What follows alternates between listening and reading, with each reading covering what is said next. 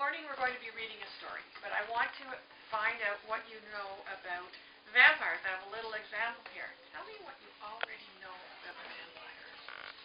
Carisse. That they blood suck to turn into vampires. Oh, yes, that's right, they do. Carter, what do you know? They turn into bats.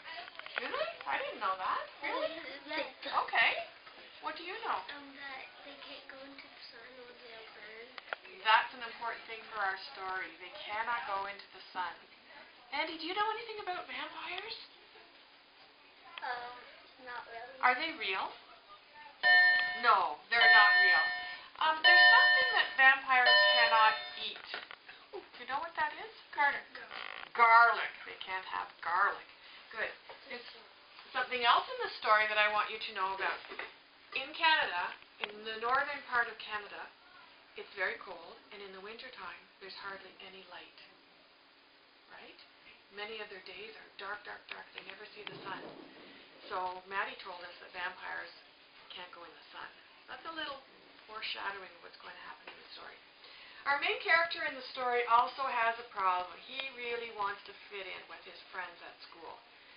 You can imagine he's a vampire. Do you think he looks like all the other kids at school? Okay, so let's just imagine that we have one of us is going to dress a little bit differently, like a vampire. We're going to put the cape on somebody. Oh, I see I have two volunteers. Okay. All right. Well, Harris, you're close to me. No, I don't want to. You don't want to? You change your mind? Okay, next one close is Carter. Okay, there you go. You're going to be our vampire. And you're going to want to fit in with everybody in your school, because this is a vampire that is young like you, probably about grade 3 like you. There's our vampire. Okay. All right, I'm going to read a book to you, and I'm going to give you a copy of the book. You can either read it silently, or you can just listen to me and enjoy the story. So here we go. There's one for you. Carter, Maddie, and Andy. So take a look at the picture on the front. Vinny the vampire. We have some readers in our group. This is called Vinny the Vampire. All right, written and illustrated by Andy and Carisse. There's the first page here. One morning, while getting ready for bed, Vinny the Vampire heard the cheery voices of the kids on his block. He peered out the cobweb-covered window and saw that the children were all boarding a large yellow school bus. Vinny was sad.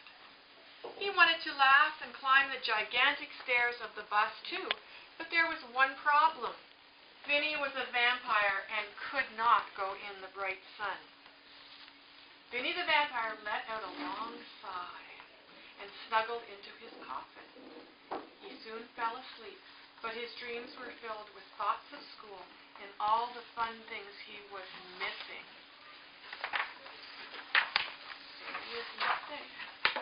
The next morning, while brushing his sharp white fangs, Vinny tried to figure out a way to go to school without being bothered by the bright sun above. He thought long and hard of ways that he could go to kindergarten like all the other boys and girls. That night, he prepared himself for his first day of school. Vinny the Vampire was sure he would be able to stay out of the sun with his new outfit. Look at his outfit. What do you think his outfit is? Maddie? It is. It's a trash bag. But it was so windy that it blew off.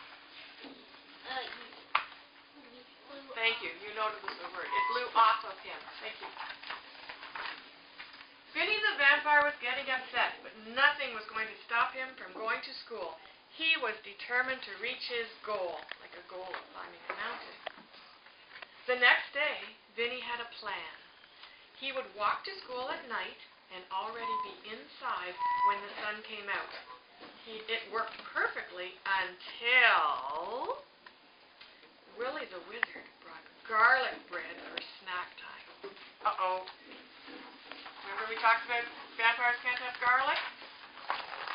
Too bad for Vinny. Vinny slept during the night like all the other kids. He wore hats and sunglasses to stay out of the sun, and a mask that would surely keep the garlic smell away. Vinny loved to play, dress up, and finger paint with bright colors. He loved school, but the other children in his class didn't seem to want to be his friend. That's like Carter. You want friends. You're different, right? Vinny often sat alone as the other boys and girls played their games. How are you feeling for Vinny? Sad. Sad. Pretty sad. While drawing a picture for his mother, Vinny heard a group of kids snickering. He turned around to see that all the students in his class were pointing and laughing at his odd clothes. Vinny was very embarrassed. He went home and sat in his room. "What am I going to do now?" cried Vinny the vampire. Just then, his tiny eyes lit up with excitement. "I got it," he screeched. "I know how I can go to school and be normal like all the other children." Any guesses? Before you turn the page? How can he be normal? It is a big problem. Andy? Like putting normal clothes on? Okay, yes, that would be one thing. Any other suggestions? Let's see what his plan is. Turn the page. "I can move to Nunavut," which is way up north in Canada, exclaimed Vinny. He told his parents of his plan, and they agreed that the territory would be an excellent place to live. From then on, Vinny the vampire and his family lived and played in the snow. Vinny didn't mind the cold temperature or lack of sun at all. Besides, the people mostly ate fish. Not to mention, he was the best counter in the class.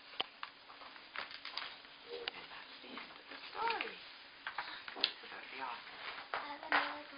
Yes? Another thing about vampires is they cry and they cry blood. They do? Oh, that's sad. Okay. Thank you, boys and girls. Nice listening and following.